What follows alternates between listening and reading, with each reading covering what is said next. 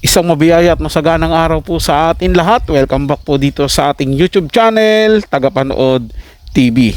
Reaksyon ni James Yap sa mukbang vlog ng anak niyang si Bimby Aquino Yap at Raisa Medison. Yan po yung ating bibigyan ng komento, reaction, opinion sa araw na ito. Pero bago po tayo magpatuloy muli ko po kayong iniimbitahan, lalong-lalo na po sa mga bago lang dito sa ating channel at sa mga nanonood pa hindi pa po nakapag-subscribe, huwag niyo po sana kalimutan na mag-subscribe dito sa ating channel. Libre lang po yan mga tagapanood, kaya naman huwag po kayong matakot na mag-subscribe at hit ang notification bell para ma-update po kayo sa mga bagong video na ilalabas natin. Kaya naman simulan na po natin ang ating reaction video sa araw na to mga tagapanood. Let's do this!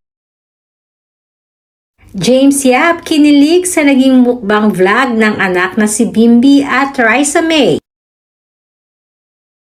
Patuloy nga ang ginagawang pagpapakilig ni na Bimby at Raisa May sa longest running noontime show na Eat Bulaga.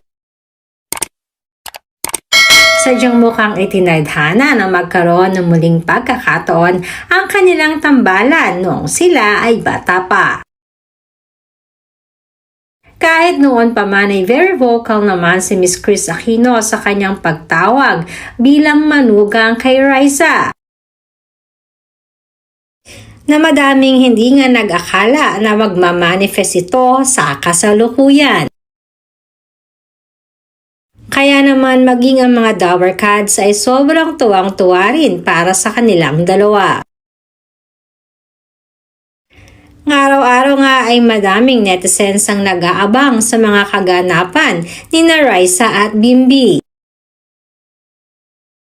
At sa naging mukbang vlog nga nilang dalawa ay talaga namang lalo pa silang minahal at pinag-usapan ng mga netizens. Isa nga sa hinangaan ng mga netizens ay ang pagiging mabuting tao ng dalawa. Kitang-kita daw kasi talaga ang kabutihan ng puso ni Raisa at ni Bimby. Isang bagay na talagang nakakatuwa para sa kanila. At ayon nga sa aming source ng isang entertainment at sports magazine ay nakakatuwa di umano na makita ang naging reaksyon ng tatay ni Bimby na si James Yap. Dahil bukod daw kasi na natuwa ito at kinilig na rin sa ginawa ng dalawa, ay sobrang naa-amaze din di umano si James Yap dahil sa kabutihan ng puso ni Raisa na tumulong sa mga nangangailangan na madalas ay hindi naman natin nakikita sa camera. Sino ba namang amang hindi kikiligin na makita yung kanyang anak na nagbibinata na o binata na at mayroon ng sinusuyo, o di ba mga tagapanood? Kasi yun magandang bagay yun dahil ipinapakita lang noon na kung gaano na ngayon nagiging matured yung anak nila at namili si Bimby ng isang simpleng dalaga na hindi naman lingid sa inyong kaalaman mga tagapanood na si Raisa May hindi naman nanggaling sa mayayamang angkan. Hindi po ba? Nagsimula po talaga sila sa baba at ngayon nakaahon. At yun ang magandang karakteristik ng isang tao dahil andyan siya sa taas ngayon at hindi niya nakakalimutan kung saan siya nanggaling.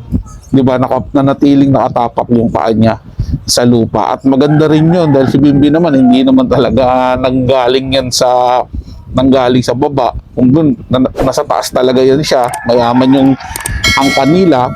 So kung darating yung panahon na malugi talaga, maubos yung kayamanan, alam na alam ni Raisa may handle yan kung siya ang kasama dahil nagsimula nga sila dun eh. Hindi po ba mga tagapanood? Napakaganda pong tingnan silang dalawa na nakita na mula maliit na magkasama sila sa showbiz, ngayon nila love team sila at bentang-benta po sa lahat. At eventually, makita natin na magkaroon ng relasyon tong dalawa na to, lalo tayong magiging masaya. Ako personally mga tagapanood, magiging masaya po ako. Dahil nakita po natin kung gaano nag-mature, nag-evolve si Raisa May. Kasi pagsali nyo pa lang sa Eat Bulaga, napanood ko na po siya. Tapos nga magdadalaga na siya at may sumusuyo sa kanya, may kalab team na siya at baka mauwi sa totoong relasyon. Diba? Nakakatuwa yun, mga tagapanood. At syempre bilang magulang si James Yap at si Chris Aquino, supportive po sila sa anak nila. Kaya yun po yung mas lalong nakakatuwa at maganda po sa kanila. Kayo mga tagapanood, ano sa tingin nyo? Ano ang masasabi nyo? Komentohin na yung opinion, suggestion at pa-shoutout. Ilagay po sa ating comment section. Ating pong pag-usapan yan at pupusuan ko po yan. Sino lang po mga tagapanood, ito'y comment at opinion lamang, wala pong personalan.